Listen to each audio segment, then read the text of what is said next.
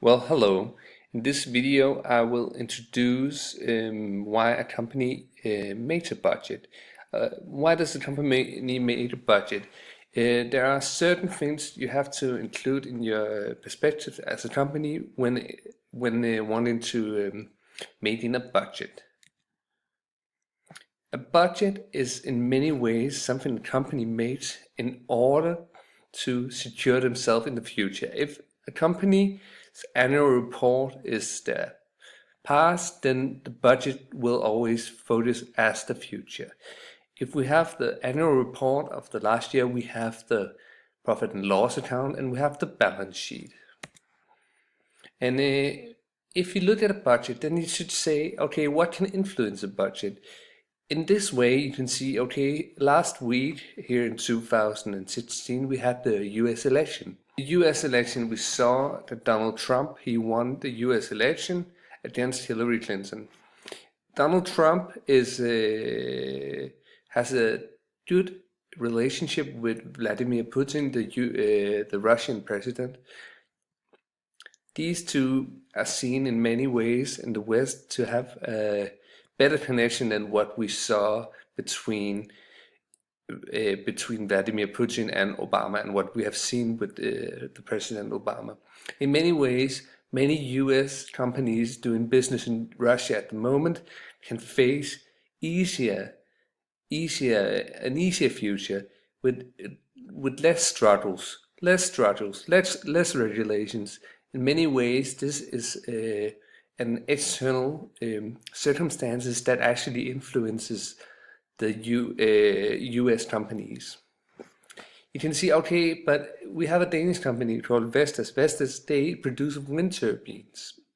A company like Vestas, how are they influenced by the US election? If we see Vestas, we see they have built all these wind turbines, and of course, we see that Donald Trump, he did coal, and we see, therefore, in the future in the US, maybe it will actually be more likely that Donald Trump will actually support production on more coal mines than actually supporting wind turbines.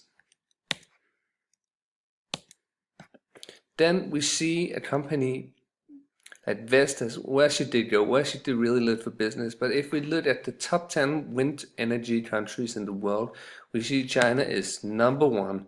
China is number one, and after them it's the US. And if the US with President-elect Donald Trump will actually focus more on coal mines, then we actually have a situation where Donald Trump, President-elect, will actually influence the business of Vestas.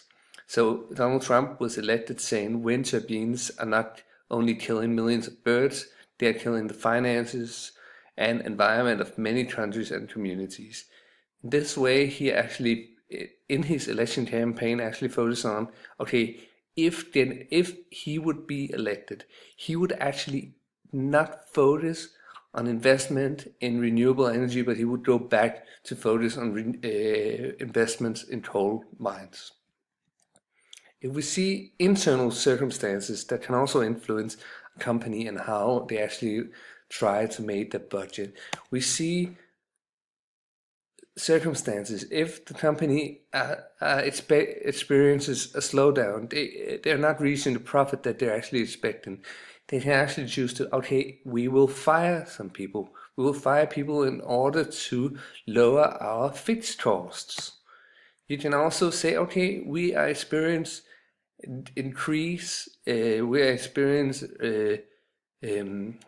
a new market, we have new opportunities, we need to hire people to can actually make these things possible for us. Therefore, they actually would hire someone to do these.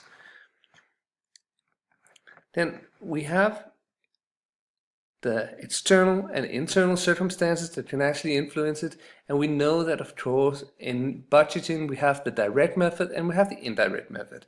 If we say the direct method, we can say the direct method of making a budget is when single or limited amount of product company An example of a company that actually focuses on almost only one product is the company Cross. Cross, what is that, you might ask? But Cross is the company that actually produces sandals. Sandals in many different colors. Or is it really called sandals? Sandals, in Danish we have this this is a word called træsko. So a kind of sandal, a kind of træsko.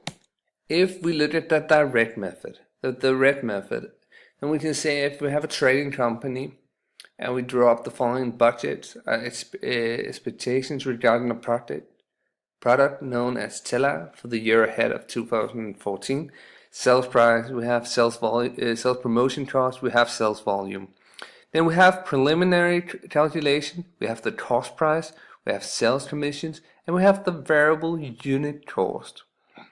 These informations we know that okay, we have the expectations, we know okay, this is the fact about the product. We also have a different view of when doing a budget. We can also use the indirect method. The indirect method is easier and it's more simple if you have a large portfolio of goods that you want to sell. An example of a store known for its many products is Flying Tiger, also known as Tiger. In Flying Tiger, you can see they have all these clips, paper clips, they have chips, they have handkerchiefs, they have LED light chains, they have all different things that you can buy. They have thousands of goods that you can buy.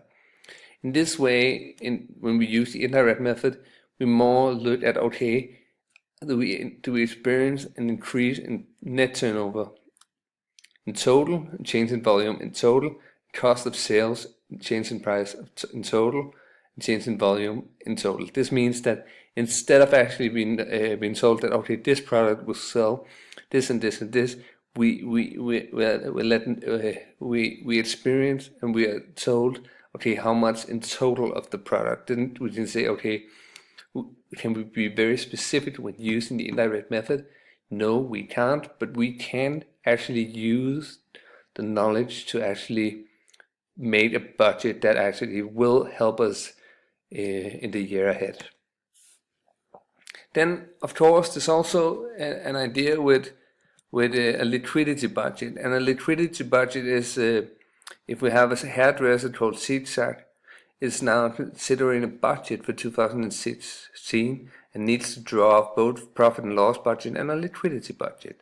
Then we see the profit and loss budget will show the expected earnings in the hairdressing salon of 2016, while the liquidity budget will show whether the company possesses sufficient liquidity to carry out the plans it has been laid for 2016.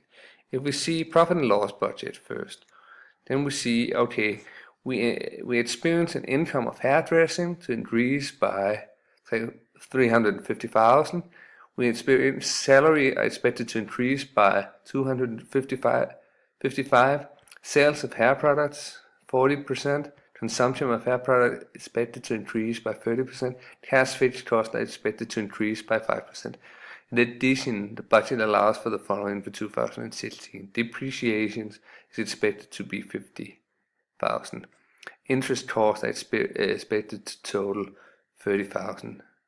Based on these figures, following calculations is possible. Income from hairdressing 950 now plus 350. Salaries 375 plus 255. Income from sale of hair products 90,000 multiplied by 1.4. Consumption of hair products 120,000 multiplied by 1.30. Cash fixed cost 160,000 multiplied by 1.05. Then we have profit and loss budget, which is the income 1,300,000. Income from sale of hair products 126,000. Then we have a net turnover of 1,426,000. Then if we go down here, we see the profit for the year. when we have subtracted the depreciation, interest cost, tax fixed cost, salaries, consumption of hair products. Then we can make a liquidity budget. With the liquidity budget, we're told that all sales are made in cash. Payments for purchase of hair products are expected to amount to 140,000. Purchase of new fixtures and fittings are expected to amount of 75,000. Company expects private consumption of 275. At the start of the year, the company liquid assets amount to 95,000. Then we can see hairdressing 1.3, sale of hair products 126,000, total payments received 1,426,000. Payments made: purchase of hair products 140,000, salaries, cash fixed costs, purchase of fixtures and fittings, interest costs, private consumption, total payments made. There we see the total effect on liquidity is 108,000. Then we see the liquid assets at the start of the year and liquid assets at the end of the year. So liquid assets at the end of the year is when you add total effect on liquidity and liquid asset at the start of the year.